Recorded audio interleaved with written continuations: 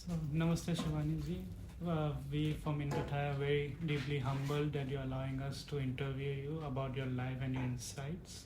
So, for those who may not be familiar with your work, could you please briefly introduce yourself and provide some overview of the key principles you emphasize in your spiritual teachings and how they can be applied to address deep rooted emotions in your daily life?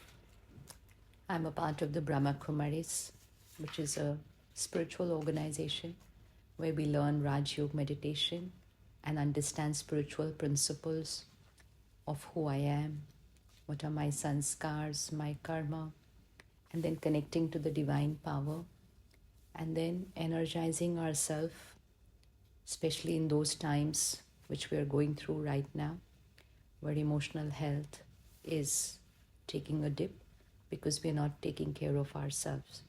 So when we practice meditation daily and we study daily, it automatically comes out in our thought process, in our words, in our behavior.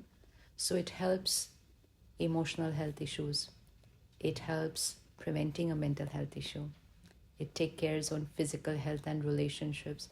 So it actually impacts all aspects of our life. Thank you about that. And your ability to present practical spiritual principles is evident in your work. Could you share an example of a story where someone applied these principles and experienced a significant positive transformation in their personal and professional life? Everyone uses what they are learning and they start applying it in their life. It is a tool which empowers people because that's what we learn at the centers which are there all over the world and in the country here.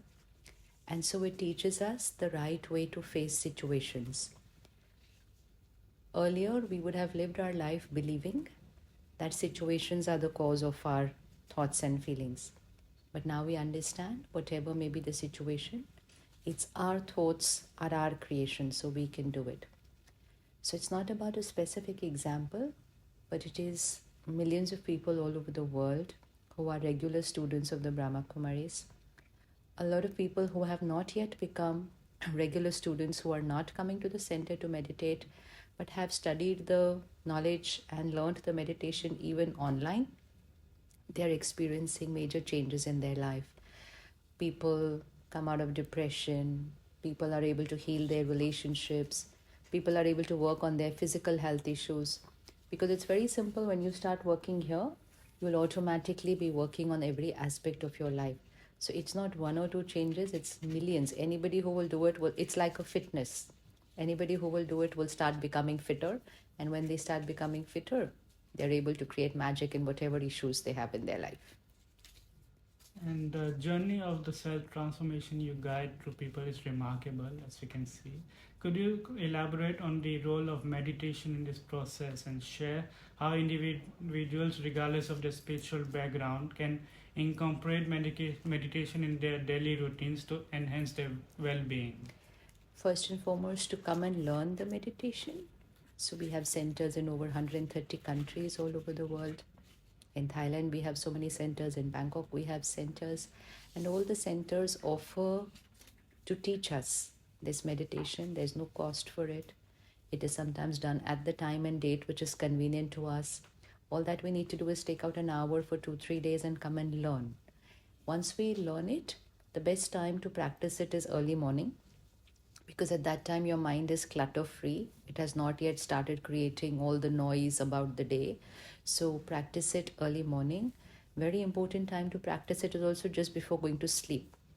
A lot of people today have sleep issues. They are not able to sleep deep, or they don't fall off to sleep easily. Some are taking medicine to go to sleep.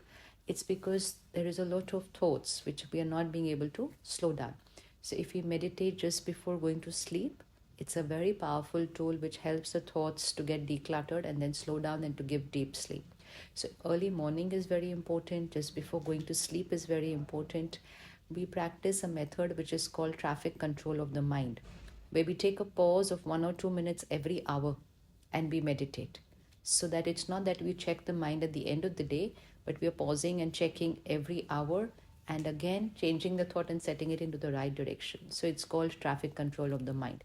And otherwise, gradually, make meditation like a state of mind. So we call it a meditative lifestyle. Also, recently I look upon on the social media page, and I must say congratulations on the receiving the Women's of the Decade Achievers Award. In what ways do you believe that your work must have empowered and impact the women specifically? And what advice would you give to the women who are navigating challenges in their world? It is not about what we're doing for women. That award was more about women playing any significant role in society. So what we learn at the Brahma Kumaris is not about women empowerment specifically, it's about soul empowerment. So it's equally applicable to whether it's man or woman, it's for every soul. But as an organization, majority of the administration and the taking care of the centers all over the world is done by women. So sisters are in the forefront as far as administration is concerned. As far as people coming to the center, it's equal, men and women. But we believe in empowerment of the soul. So it doesn't matter whether it's man or woman, it's self-empowerment. And as you can see from your videos, you deal in understanding, perception, and strong belief that influence the thoughts and feelings.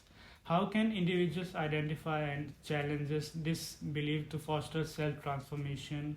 And what steps do you recommend for starting their journey through great self-awareness? First and foremost, to take care of the content we consume. Content has a very important role to play on our thoughts and feelings. We're living in an era where we consume too much content, and a lot of content quality is a question mark right now. So if we consume content which has ego, lust, anger, violence, fear, criticism and ridicule, if that's the content we consume, then that's an energy depleter. That is how our thoughts and emotions will start being. And that is why fear, panic, stress is becoming common, because it's a result of the kind of content we are consuming. So the first step is to begin the day with at least 15 minutes of healthy content. So spirituality is healthy content, because spirituality is content which is full of faith, happiness, love, forgiveness, compassion, acceptance, gratitude. So just filling ourselves with that content on our daily basis also changes the way we think and feel, and then obviously changes the way we respond to situations. So content restriction is very, very important. Consuming healthy content on a daily basis is extremely important. Meditation, like we discussed previously, make it a daily part of our life. Even if we just add these two things, it will reflect in our every thought, word, and behavior. And as you said, like there are negative emotions around the world, and given that people are having mental stress, depression, and having addictions in today's society, what message or advice would you give to the individual who may be hesitant or be skeptical about embracing spiritual principles and as a means of addressing these challenges? We haven't yet understood spirituality as it is. We believe that spirituality is as if we are moving away from our mainstream life, as if we have to leave things, we have to leave family, or we have to leave our professional goals. And so we feel we are not ready for spirituality, or we're not interested in spirituality. You can keep the word spirituality aside and just work for your emotional health. And that I think even a kid needs to do right now. So these are principles which work on our emotional health. And when emotional health is taken care of, mental health remains powerful. And so just understand that we are working on our stress, on our anger, on our irritation, our aggression, and that is something which everybody needs to do. So it's not age related, it's not related to my choices, it is a need of the hour. So just experiment and see. Don't get the result, leave it. Get the result, continue. And looking ahead with the impact of your work spreading globally right now, what are your aspirations for the future, especially in terms of reaching and helping more individuals through your teachings? I don't plan anything actually. It is a big organization with centers all over the world. I come from Bharat, India. There are centers in every city, every town, not even one. There are tens, 20, 100 centers in one city actually. It's in every area. So everyone together is with that same pure intention of sharing it with every soul. And so together we all organize events, we do programs, we do online programs. in a way so that the message reaches to everybody. So it's not a one person effort. It is something which is the intent of everyone who's benefited. So anybody benefits, they would like to share it with somebody else. So that's the intent of millions of them. So everyone's working together to reach out to millions more. Yeah, I'm sure this message and this belief will reach out to many people about it. Sure. Thank you so much. Thank you so much. Om Shanti.